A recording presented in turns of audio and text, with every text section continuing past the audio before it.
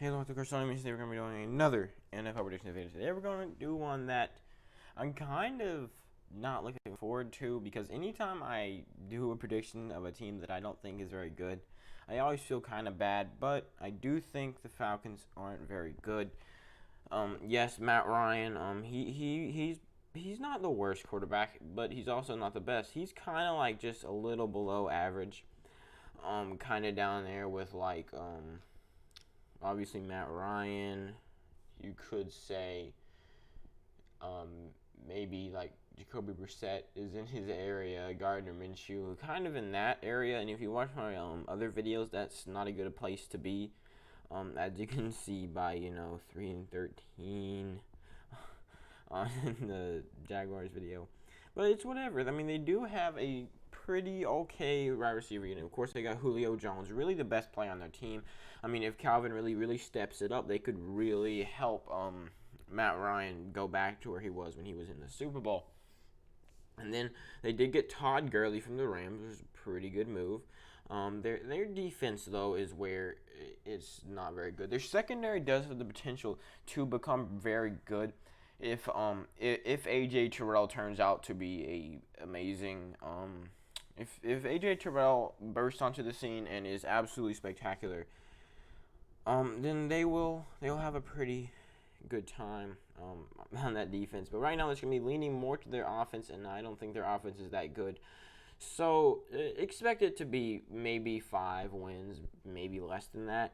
But also just keep in mind that teams could get better as the years go on. So in week 1, I'm sorry, but you're going up against Seattle. And Seattle, I mean, you look at this team, Chris Carson, they've got, of course, Russell Wilson. He in the NFL top 100, he was above Patrick Mahomes, which I was pretty astonished by.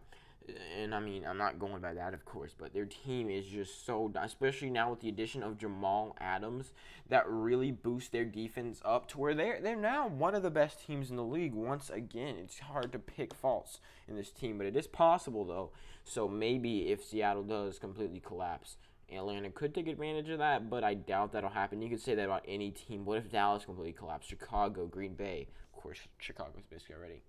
So then week 2, they go to Dallas, and as many bad things as I say about Dallas, they do have one of the best wide receiver cores in the league. And if Atlanta's secondary if AJ Terrell takes off, like I just said, that is a possibility, then this could be a good matchup for Atlanta. This is one of those games that could potentially be a stunner here, where I feel like Atlanta does have a small chance, definitely a better chance in week 1, a pretty a 25% chance of winning this game.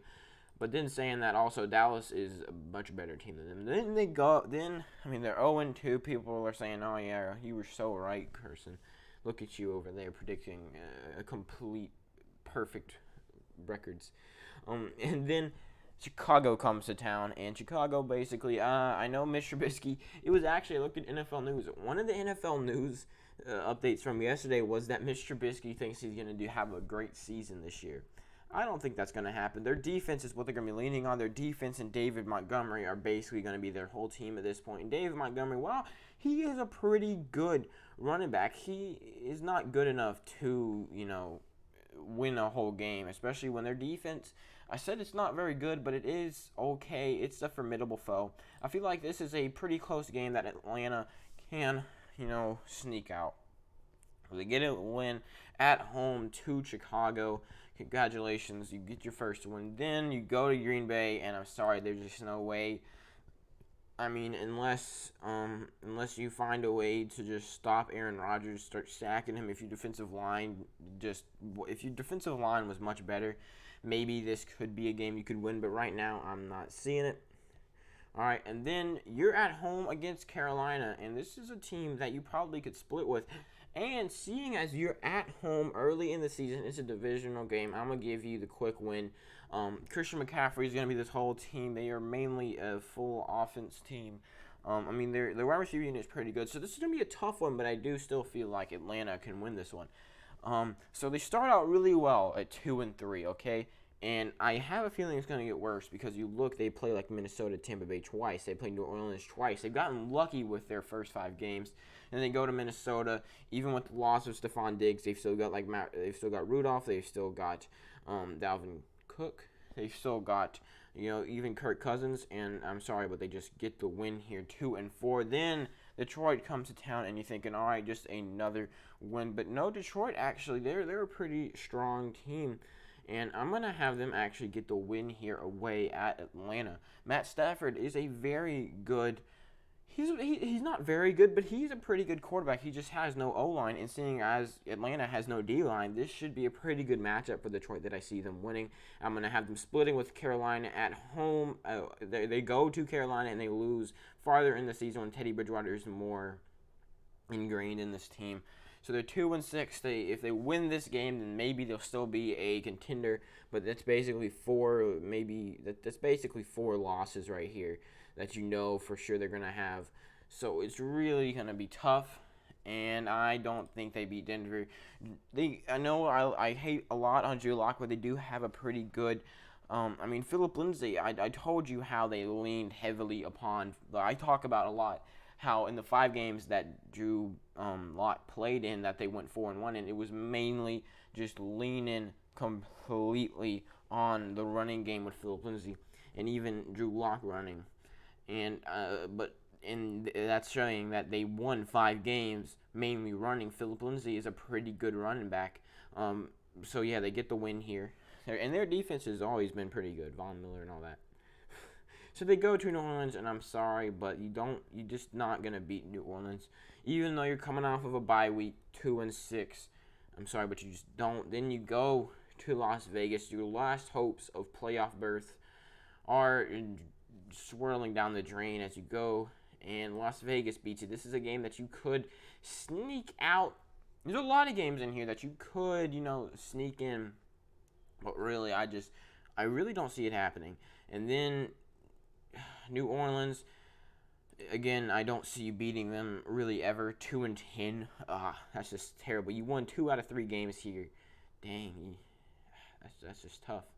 And then you go to the Chargers, who at this point probably have Justin Herbert, who looked good.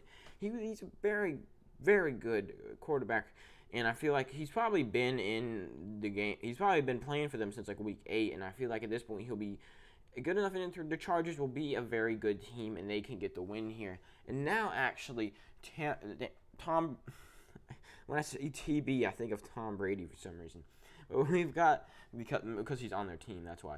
But we got the Buccaneers going to Atlanta. This is a divisional game at home, and for that reason, I'm going to have Atlanta sneak out a win here.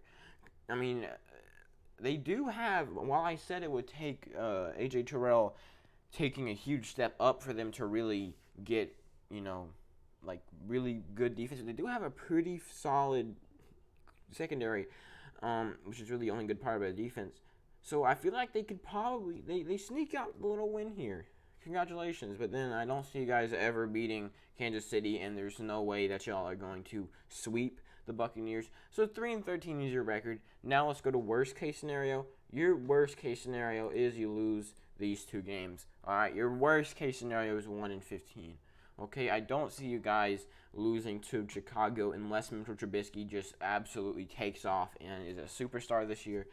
So you guys are definitely gonna have 1 win, but it's early in the season, so that's kind of bad.